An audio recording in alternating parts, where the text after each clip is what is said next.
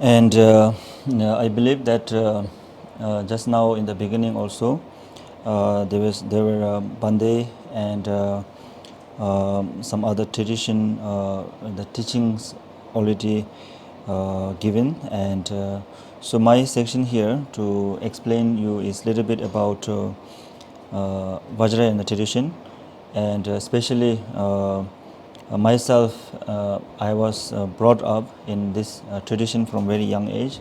So I believe that whatever little knowledge that I share with you will be beneficial in many different ways. So the most important thing to begin with explaining about the tradition of Vajrayana is, so most of you are maybe familiar with Vajrayana or maybe not familiar with Vajrayana and you heard about it. So you must be wondering what is actually this Vajrayana. So the Vajrayana is also known as Tantrayana, Mantrayana and so on. So this is widely flourish in Himalayan regions like Nepal, India, Tibet, Bhutan as well. This Mantrayana is actually translated into this English language called diamond vehicle, and also why it is called diamond vehicle is also important to be understood, is because it has a power to cut through the illusions. For example, like the diamond is very precious, and at the same time, the diamond can cut anything, and to cut the diamond itself is very hard. So in that way, that's how these diamond vehicles are known as. And basically, of course, being a this Vajrayana practitioner also, the firstly, of course, you have to take refuge under three jewels. On top of that, as a Vajrayana practitioner, because many people are curious to know that what actually they need to be practiced is. So mainly in Vajrayana practice, we have the main important is the view, meditation, and action is very important. And to practice this view, meditation, and action also, it doesn't happen just being a Vajrayana practitioner. So firstly, of course, as a Vajrayana practitioner, it is really important to have some kind of leader or the who can we give us proper instructions. So that is actually what we call a guru. So that is really important to have one. And by following the instruction of our guru, then of course with instruction that is given by guru, if we really practice, most importantly, like I mentioned about the view, meditation and with action, then we can all definitely attain the achievement, which is Buddhahood only, enlightenment, and which actually within the any of the three different traditions that we have, our goal to be achieved, enlightenment it's all same. And as I mentioned, this vehicle. So this vehicle, we have like different three vehicles, like I have already mentioned.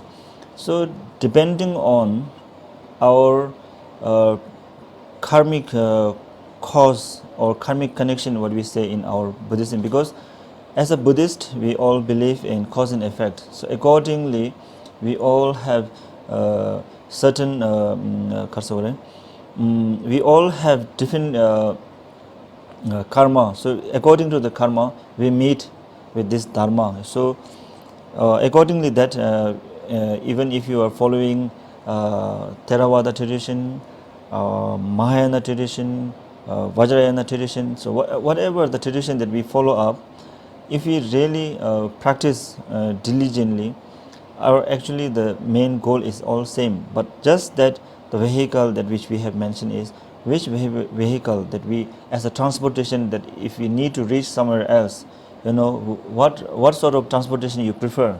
So in that way, we have different transportations service like in these traditions. So this the vehicle actually in our Tibetan language we say Thekpa. So this Thekpa, which actually means the vehicle that can even like the no matter what kind of the the weight or the heavy load or anything, this can lift up, this vehicle can lift up.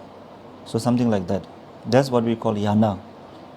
It leads to someone to achieve the attainment of enlightenment in one lifetime is because of all the practices that I have mentioned just now.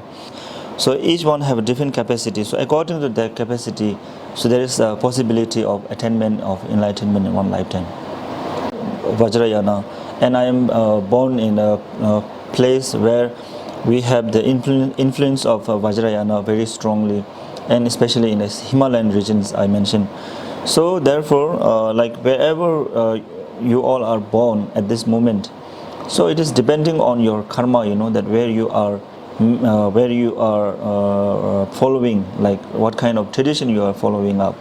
So depending on the capacity I mentioned also, so by following this such a tradition that whether it's a Mahayana, Hinayana or Vajrayana, but so accordingly then we have to have that capacity which we can follow up and contemplate on it. Friends here are from Indonesia today. So for, let's say for example, myself, I went to Indonesia many times.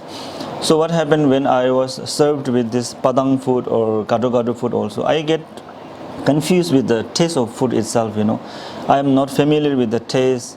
I don't know actually what food is this, I will have a little bit of weird kind of taste. But when you get to learn about the taste of this food slowly, then slowly you get to understand the how delicious it is, and then slowly then depending on your digestion and your own taste, you will maybe like it, you will maybe never going to eat it. So in such way, when we are talking about like tradition today, so when I talk about Vajrayana tradition also, its example is like that.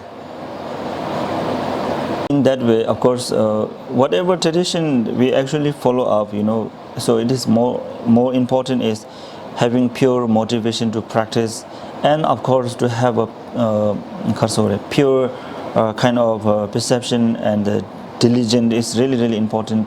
So eventually it is all the teaching of Buddha, so that is really important to be understood. If we differentiate in such way, like different traditions, sometimes there comes like some kind of different kind of thought comes, that maybe this is the right path, this is the wrong path, and so on. And I already mentioned in the beginning itself, as a Buddhist, we are all a believer of faith, believer of cause and effect, and so on. So in such way, the karma is so strong, that karma is very strong, that according to the karma itself, that we are led toward the path of liberation. So that depending on our karma itself, and rather than we making the judgmental between right and wrong, so what actually the root teaching of the Buddha is for to awaken ourselves, right? To awaken ourselves for the attainment of enlightenment. And enlightenment is for sake of all mother sentient beings, to liberate them from the sufferings, right? So this, if this main our goal is there, then of course no matter what kind of tradition we are following, we can proudly say, oh, I am Vajrayana, I am Mahayana, I am Theravada, So in that way, we have to actually practice. These days people are so much curious about learning spiritual practices, and when it comes to the practice of Buddhist tradition also, and maybe many people tend to join our section or any kind of activities with some kind of curiosity, I believe. So in that way, and there are some maybe some kind of thought arises in mind by thinking that, oh, serene monk with the shaved head, and so peaceful environment, then you may have some kind of wish by thinking that, oh, I should become a monk in order to become a Buddhist. And there comes some in some different traditions. In our tradition, let's say in Mahayana, Vajrayana, also there are people comes with such motivation or such kind of curiosity and also to to learn about our tradition, and they think that wow, they have such a peaceful mind, peaceful surrounding, and that attracts in some way to any of this generation people, to bring a little bit of calmness of mind, I believe. So in that way they actually pursue this spiritual practice or Buddhist practice, I believe. What is my point here to say these things is because looking from far itself, by attracting to yourself, just to bring a little bit of peace of mind to yourself, if you want to transform yourself just by becoming a monk or some kind of let's say in Vajrayana tradition also we have yogis and so on. So people have some attraction through their appearances, and if you or anybody else that who are participating this in today's section also, I just want to say that just by becoming one of them, like becoming monk or becoming any sort of yogi, doesn't really help much to change within oneself by changing our outer form, like shaving head and so on. So my point here is, in Vajrayana tradition, of course, we have so-called lay practitioners. Also they have their householders, and they also have their own family to be take care.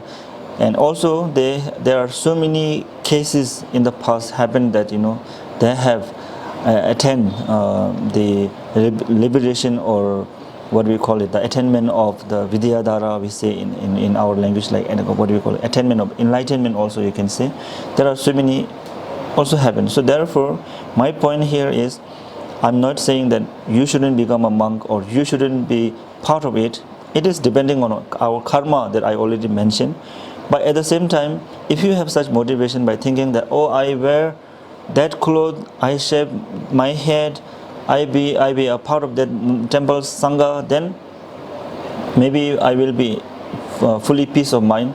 And in that way of motivation definitely will not help you to calm your peace of mind.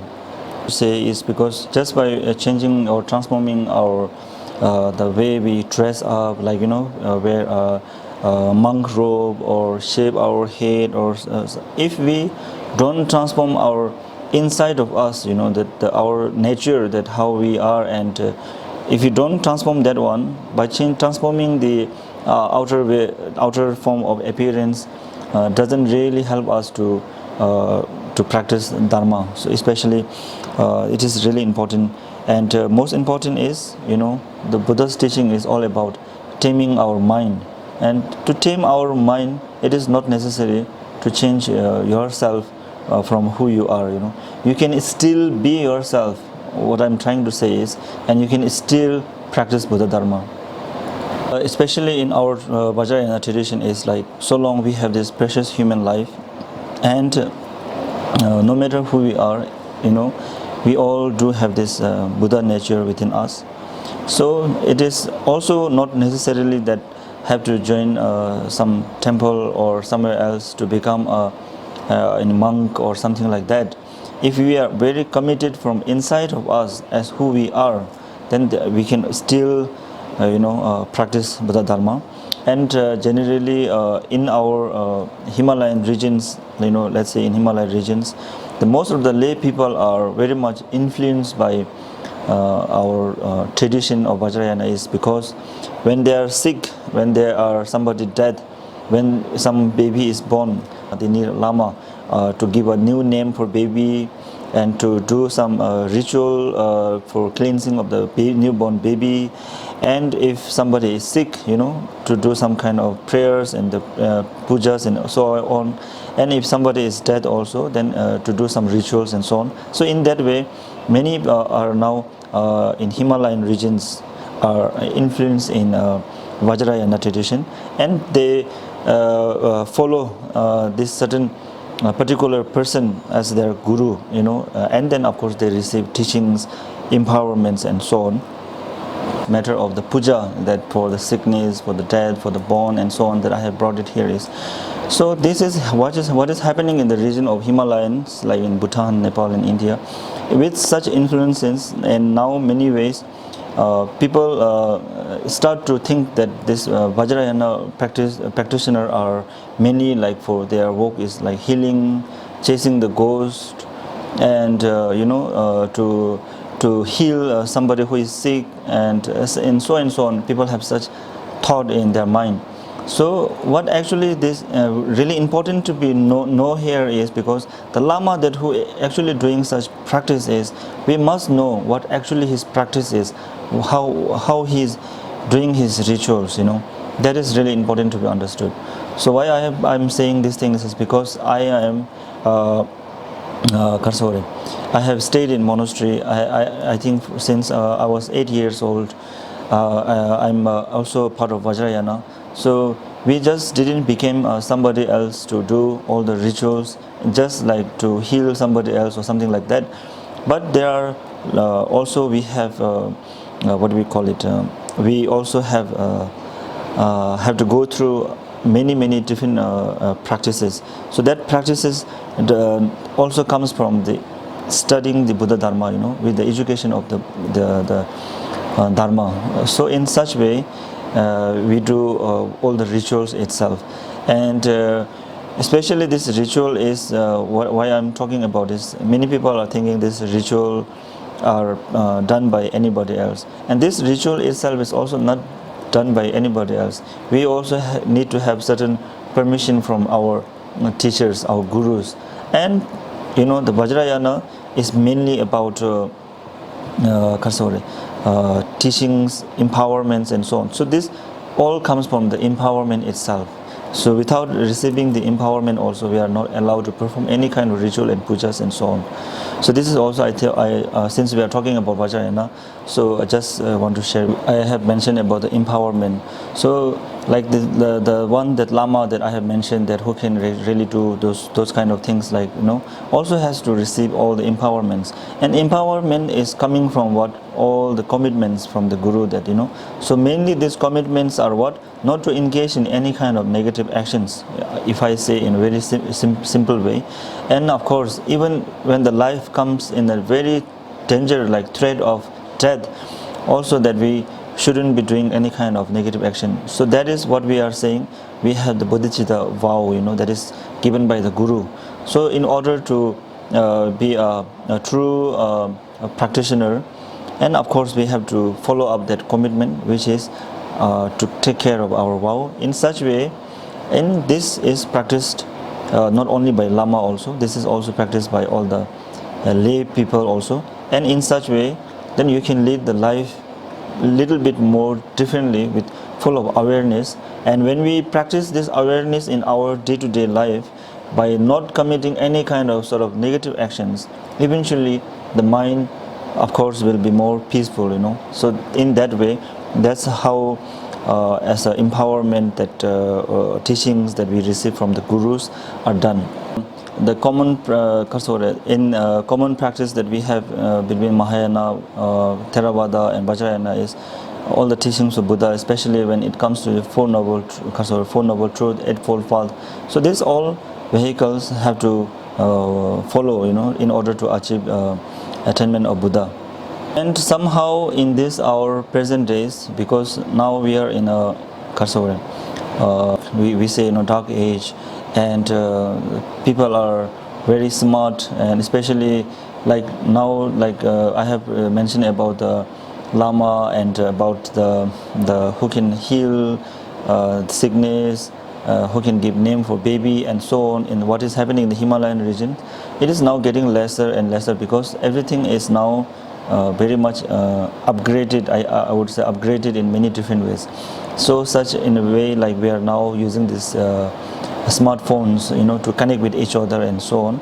So therefore, in this upgrade of all these technologies, at the same time, we all also have so much less opportunity to attain the enlightenment, because we have built up too much of distractions. And even though like we have any different traditions like Mahayana, Theravada, Vajrayana, and many people nowadays are becoming a very good student of any different traditions. They very well learn, educate themselves, becomes a very good lecturer. They can give really good teachings and so on.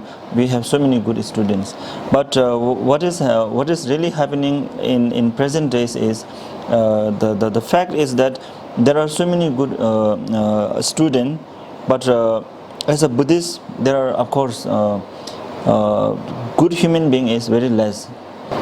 Many of those that they speak very good and also they have a very high degrees and so on, but fail to become a good human being is also so much. So therefore, all of us that like whoever want to pursue any tradition of the Buddhist tradition, that who wants to be a Buddhist. So mainly, of course, you must check your motivations. What you want to become, you want to become a teacher, you want to become someone that can have good name, just by preaching others, or you want to be one of those, that how Buddha used to be, that is depending upon our own motivation. So therefore, whatever tradition we follow up, it is also really important to check on our motivation. According to the capacity of beings, we have different path of the learning. So the most general is what we say Kirim and Dzogrim, so which is who practices the development stage and the completion stage.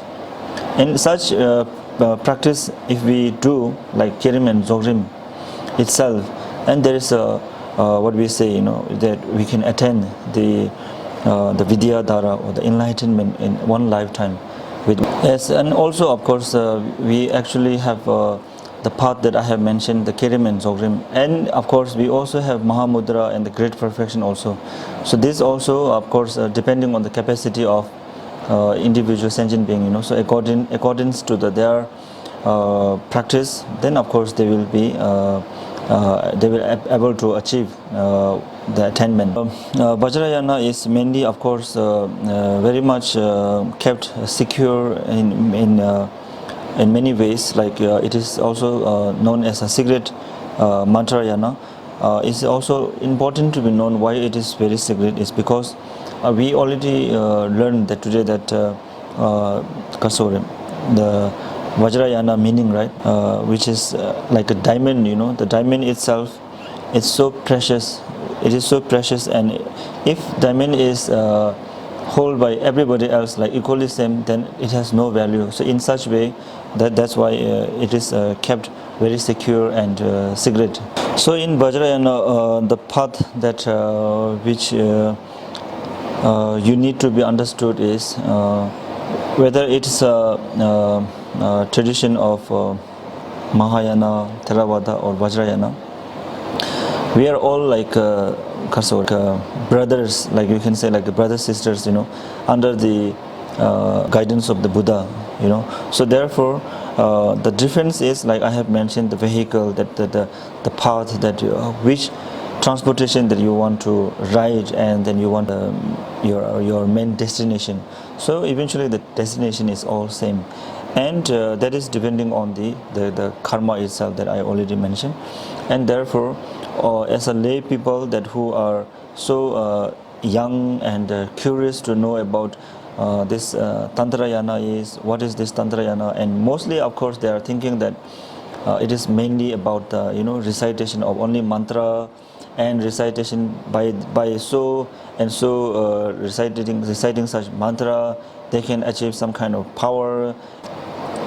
Maybe you want to curse somebody else, you want to win somebody else, all this kind of thought arising, and that is something that really need to be careful, to understand that in Vajrayana itself, I already mentioned, it also have to go step by step, starting from the elementary school. We have elementary school, then we have Trasang, then Shedra is the philosophical institute or college, then also college also. Now we have to spend 9 years study there.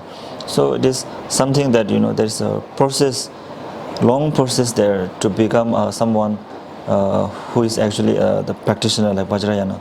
So this is also really important to know. And also, of course, the Vajrayana, in Vajrayana also, maybe you have seen some different figures, of Buddha we have, and especially the famous figure that we have is Guru Padma Sambhava or Guru Padma Jungne or Guru Rinpoche, who is actually the one that who brought this Vajrayana in Tibet. So it was around during this 8th century, I believe. So therefore, the Guru Padma Sambhava also is actually none other than the Buddha himself. So that is also really important to be understood. And the Guru Rinpoche is also during the time of the Buddha's parinirvana. The Buddha have really very clearly have predicted about the happening of Guru Rinpoche in the future.